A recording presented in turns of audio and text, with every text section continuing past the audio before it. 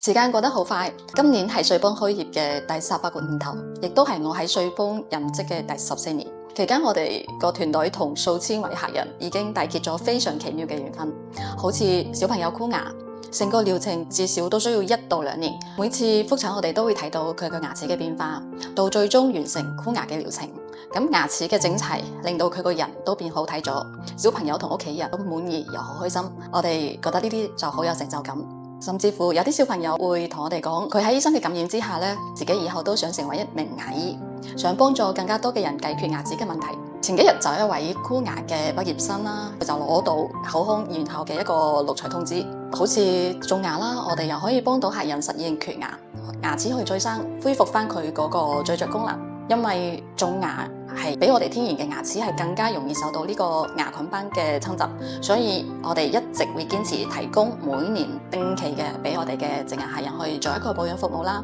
所以好多種植牙客人已經同我哋相識10幾年，呢18年嚟，我哋一路得到咁多新老客戶嘅認可同埋信賴，呢個就係我哋覺得呢份工作係非常之自豪嘅地方。